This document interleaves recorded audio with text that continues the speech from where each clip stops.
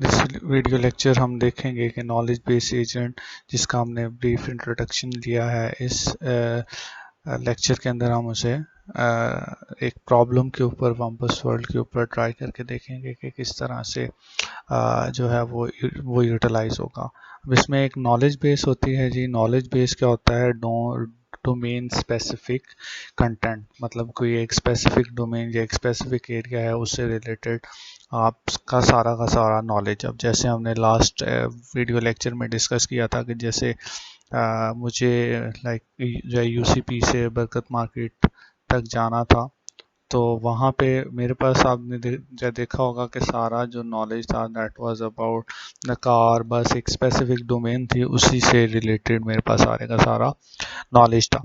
और इसके अलावा एक इन्फ्रेंस इंजन होगा जो कि डोमेन इंडिपेंडेंट एल्गोरिदम होता है। वो basically these are set of rules, और उन रूल्स की बेसिस पे हम कंक्लूड करते हैं जो नए सेंटेंसेस बनते हैं, या जो हमने आस्क का मैकेनिज्म उसमें डिस्कस किया था और जो रीजनिंग पे बेस कर रहा था। तो that is some inference engine जो कि हमें बेस्ड अपॉन सम रूल नए सेंटेंसेस निकाल के देगा, और वो फिर हम जाके अपने डेटाबेस में ऐड करेंगे।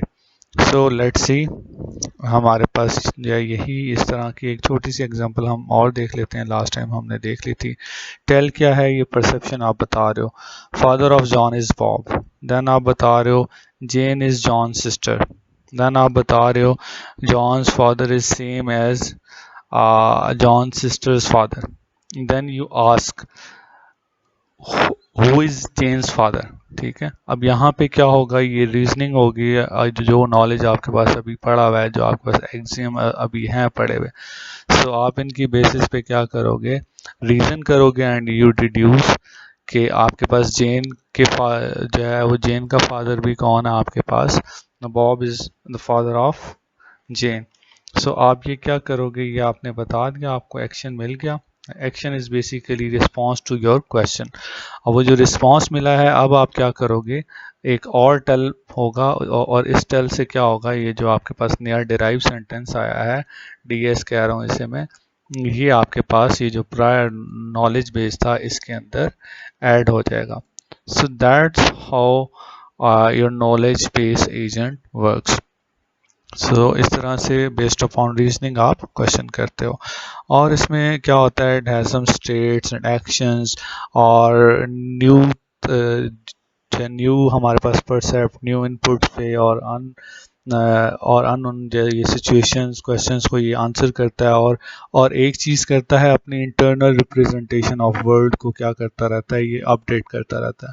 अब इस अपडेशन का ये मतलब है कि लास्ट स्लाइड में जब हमने किया था कि जो यहाँ पे अगर हम देखें, सो हमने जो यहाँ पे जब पूछा कि जेन का फादर कौन था, तो जेन का फादर हमें पता चल गया कि वो बॉब था।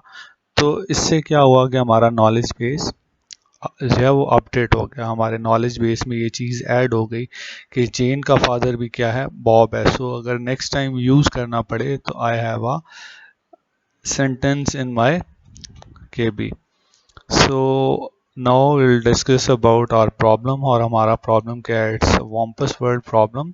वॉम्पस वर्ल्ड में we have a wumpus, and इसमें क्या है हमारे पास? जो है वो हमें ये करना होता है कि हमारा जो एजेंट है वो 1 1 लोकेशन पे है, और उसका काम ये है कि वो गोल्ड को पिक करे, जो है किसी पाथ से होता हुआ गोल्ड को पिक करे, एंड देन अगेन 1 1 से क्या कर जाए? क्विट कर जाए। तो इसमें टास्क ये है। अब यहाँ पे क्या है? कुछ रिवॉर्ड्स हैं। जिस तरह से गोल्ड को पिक करने का जो रिवॉर्ड है वो 1000 है। डेथ का जो रिवॉर्ड है दैट इज -1000। पर स्टेप -1 कॉस्ट लगेगी, और एरो यूज़ करने के लिए -10 की कॉस्ट जो है वो हमें लगेगी, और एरो को हम जस्ट 1 टाइम शूट कर सकते हैं। और लेट्स सपोज अगर इसने ये शूट किया है तो ये जाके यहाँ पे वॉल को टच करेगा, वॉल तक जाएगा। और इसमें ये है कि कुछ एजम्पशंस हैं हमारे पास, और जब वो एजम्पशंस क्या हैं मैं आपको बताता चलूँ कि जहाँ पे वॉम्पस होगा उसके एडजेसेंट सेल्स में स्टेंच होगी, स्मेली आपके पास जो है ये स्मेली फील होगी वहाँ पे। और इसमें एडजेसेंट सेल्स का मतलब है कि उसके हॉरिजेंटल और वर्टिकल, जो वर्टिकल और हॉरिजेंटल उसके जो सेल्स हैं वो, इसमें डायगोनल सेल्स का से मुराद नहीं है adjacent cell, is not a diagonal cell, और डायगोनल सेल में आप मूव भी नहीं कर सकते, you have to move about the vertical जो हॉरिजॉन्टल एंड वर्टिकल सेल्स। और इसके अलावा हमारे पास जो इस वर्ल्ड की नॉलेज है स्टार्ट से ही, वो ये है कि जिस सेल में जो है वो गोल्ड होगा उस सेल में ग्लिटर की सेंस आएगी। और आप एक्शन क्या कर सकते हो, अब ये क्योंकि एक एजेंट है, हमें इसका जो है वो इन्वायरमेंट को डिफाइन करना है, तो वो यूज़ पीस, ठीक है, हमने पीस को पहले जो डिस्कस किया था, performance, environment, actuator and word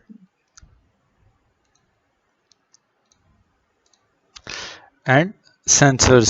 so ये हमारे पास हम पीस डिफाइन करेंगे, और उसमें हमने पी को जो है वो डिफाइन ऐसे किया कि गोल्ड अगर पिक किया तो 1000 डेथ -10 पर स्टेप -1, और इस तरह से।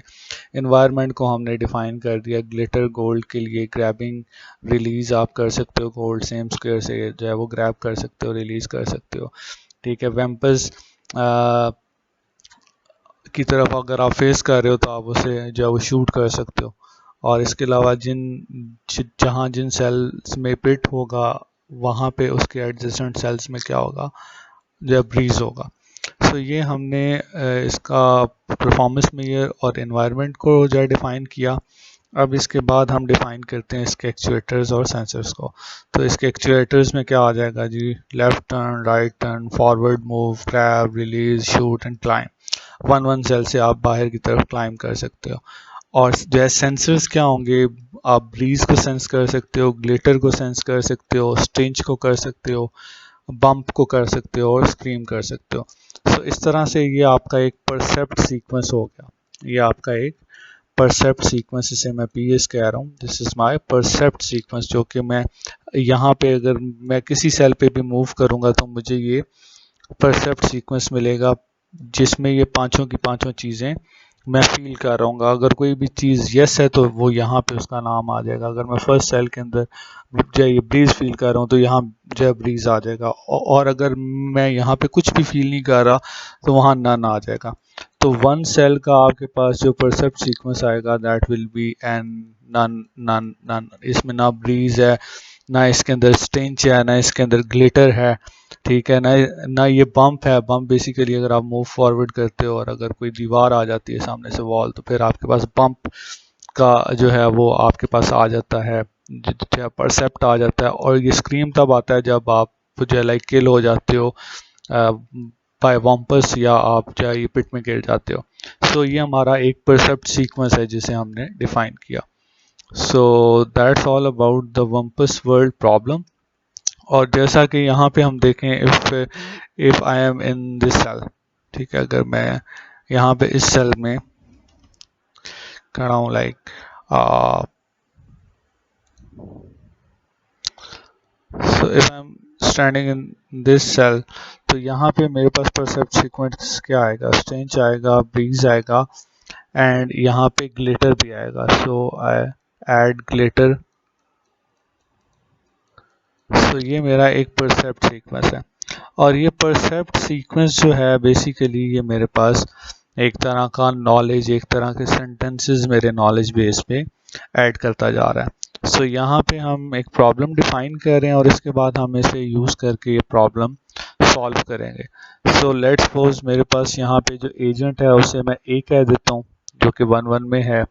एजेंट के लिए हम ए यूज़ करेंगे, ब्रीज के लिए हम बी यूज़ करेंगे, ग्लिटर के लिए डी यूज़ करेंगे। जो सेल सेफ होगा उसे हम क्या कहेंगे, उसे हम ओके सेल कहेंगे। जहाँ पे पिट होगा वहाँ हम पी लिख देंगे, जहाँ से स्ट्रेंच आएगा वहाँ एस लिख देंगे, जो जो नोड हम विजिट कर लेंगे वहाँ पे वी लिख देंगे, और जहाँ पे वॉम्पस होगा वहाँ पे हम डब्ल्यू लिख देंगे। तो ये हम कुछ शॉर्ट वर्ड्स, कुछ कैपिटल लेटर्स यूज़ करने वाले हैं इस बॉक्स के अंदर जब हम इस प्रॉब्लम को डिफाइन करेंगे। So initial knowledge is our agent is in 1 and 1 is a safe square। इसका मतलब है कि यहाँ पे हमारा जो परसेप्ट सीक्वेंस है that is none none none none। so in my coming video lecture हम इस प्रॉब्लम को वम्पस वर्ल्ड को सॉल्व करने वाले हैं using our knowledge base agent।